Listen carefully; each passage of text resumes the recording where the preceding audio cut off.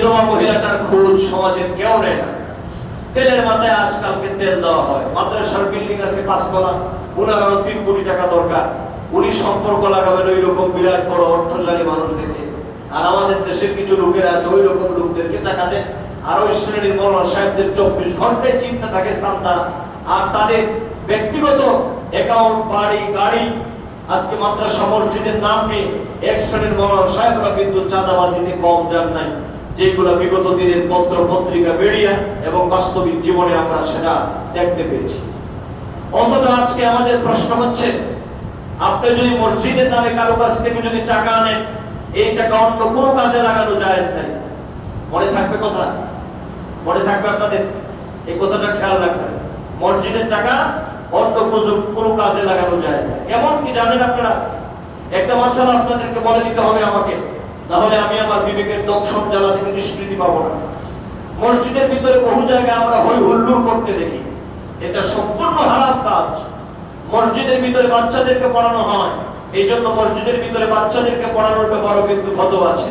আপনি যদি আমাকে আমার কাছে ফতোয়া তালাশ করেন, আপনি যদি বলেন মৌলানা সাহেব, মুফতি সাহেব আমাদেরকে একটা ফতোয়া দেন, তাহলে ফতোয়া এক জিনিস, আর আপনার কি আপনার কাজটা কোনোভাবে চালায় নেওয়া আরেক জিনিস। আপনি যদি ফতোয়া তালাশ করেন, তাহলে মসজিদের ভিতরে বাচ্চাদেরকে পড়াইতে গিয়া বেত দিয়ে শাসন করা পর্যন্ত জায়েজ নেই। আপনি মসজিদের ভিতরে বেত দিয়ে বাচ্চাদের গায়ে আঘাত করার মতো আপনার সেই রাইট ইসলামের মধ্যে দেওয়া হয়। অথচ আমরা দেখি মসজিদে যা ইচ্ছে আমরা বলি, অথচ আপনার আমল বিফলে চলে যাচ্ছে, আমার আমল বিফলে চলে যাচ্ছে। আমরা যদি সামাজিক দিকগুলো যদি আমরা আলোচনা করতে হয়, আমি আপনাদের খেদমতে আরজি পেশ করব। আমি এই কথাটা বলতেই হবে আপনাদেরকে, যেহেতু আমি বিগত বহুদিন যাবৎ চিন্তা করতেছি।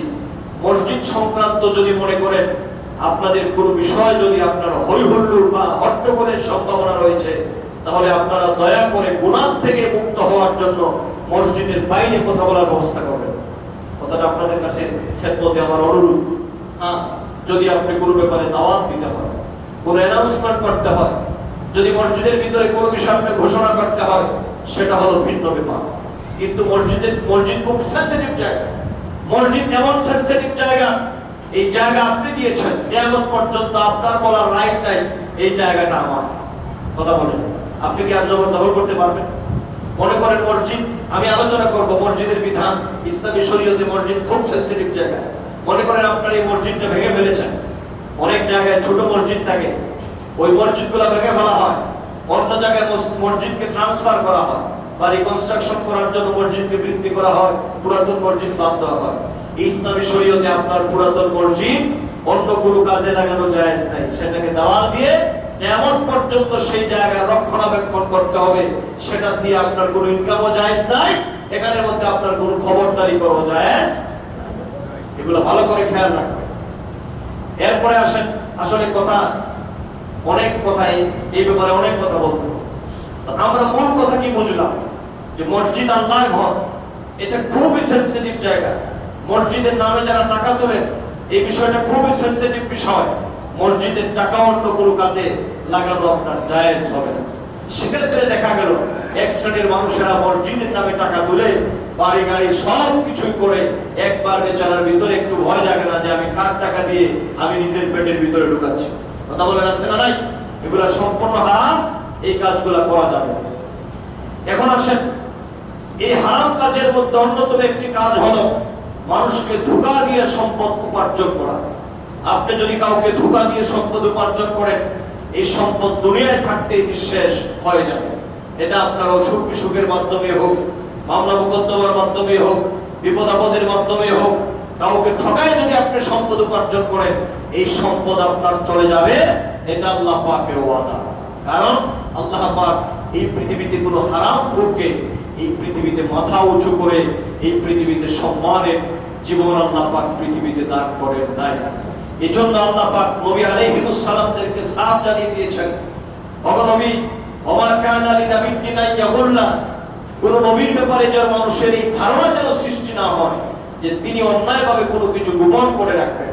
ওমা ইয়াগুলুরি আতি বিমা কান্না ইয়াউমাল কিয়ামা, আল্লাহ পাক বলেন যে ব্যক্তি কোনো কিছু গোপন করে রাখবে, কিয়ামতের দিন তার গোপন করা বস্তু নিয়ে আল্লাহ পাকের দরবারে হাজির হবে। মানুষকে ঠকাইছিলেন, ঘুষ খাইছিলেন, সুদ খাইছিলেন, অন্যায়ভাবে ভাইয়ের সম্পদ জবরদখল করছেন, অন্যায়ভাবে বোনের সম্পদ আত্মসাৎ করেছেন। দুনিয়াতে আপনার বেশি শক্তি আছে, দুনিয়াতে আপনার লাঠি আছে, রাজনৈতিক শেল্টার আছে, প্রশাসনিক পদ কাজে লাগিয়ে আপনার সম্পদ অন্যায়ভাবে উপার্জন করতে পারবেন। কিন্তু যার সম্পদ আপনি অন্যায়ভাবে হারামভাবে আপনি ভক্ষণ করেছেন, হাসরের ময়দানে পাই টু পাই সমস্ত হাসরবাসীর সামনে অত্যন্ত লজ্জিত ভাবে তার সম্পদ না দেওয়ার আগ পর্যন্ত আল্লাহ পাকের সেই বিচার থেকে আপনি এক বিন্দু পরিমাণ সামনে অগ্রসর হতে পারবেন না। নাকি ওই দিনও গোষ্ঠ দিতে পারবেন যে দিয়া দিব বান্ডিল একটা যে আল্লাহ নেন সুবহানাল্লাহ। তিনি হচ্ছেন জাস্টিস দের জাস্টিস, ডে অফ জাজমেন্ট। সেই বিচার দিবসে দুনিয়ার যে কোনো বিচারিক কাজে উৎকুচ দেওয়া যায়, কিন্তু আল্লাহর বিচারিক কাজে বিন্দু পরিমাণ কথা বলার মতো কোনো সাহস থাকবে না। অতএব প্রিয় ভাই সব, আজকের প্রথম অন্যায়ভাবে সম্পদ উপার্জনের যে ভয়াবহতা আজকে প্রথম জুমার আলোচনায় এতটুকু পর্যন্তই রাখলাম। এই ভয় ভিতরে রাখবেন, আল্লাহ পাক যেন আমাদেরকে সজ্ঞানে যেন কোনো মানুষের সম্পদ যেন অন্যায়ভাবে আমাদেরকে না খাওয়ান। সবাই পড়েন আমিন, সবাই পড়েন আমিন। আপনি যদি হালাল ভাবে চিন্তা করেন, আল্লাহ বহু পথ আপনার জন্য খুলে দিবেন। হালাল ভাবে যদি চিন্তা করেন, আল্লাহ বহু পথ আপনার জন্য খুলে দিবেন। অতএব ইসলামের মধ্যে হালাল সম্পদ উপার্জনের গুরুত্ব দেওয়া হয়েছে। একজন অপরজনের সাথে পার্টনারশিপ ব্যবসাকে ইসলামে বৈধ করা হয়েছে, যদি ঠক বাটপার না হয়। বহু লোক তো আছে এইরকম আপনাকে একেবারে জলাঞ্জলি দিয়ে সব নিয়ে যাবে, এরকম লোককে নয়। এরকম আলোচনা হাদিসে আছে, আপনি বন্ধু নির্বাচন করবেন কাকে? ইমানদার বন্ধু নির্বাচন করবে কাকে? ওই সমস্ত লোকদের সাথে যদি আপনি চলেন, তাহলে দুনিয়াতে আপনি জিল্লতি এবং ঠকার কোনো সম্ভাবনা থাকবে না। কাজেই আল্লাহ পাক যেন কবুল আর মঞ্জুর করেন, আমাদের সকলকে যেন আল্লাহ হালাল রিজিক যেন দান করেন। সকলে বলেন আমিন, সবাই বলেন আমিন। আল্লাহ যেন সকলকে হালাল পাবে যেন ধনী বানিয়ে দেন, হারাম থেকে যেন আল্লাহ পাক হেফাজত করেন। সবাই বলেন আল্লাহুম্মা আমিন। ওয়া আখিরু দাওয়ানা আনিল হামদুলিল্লাহি রাব্বিল আলামিন। আল্লাহুম্মা আমিন।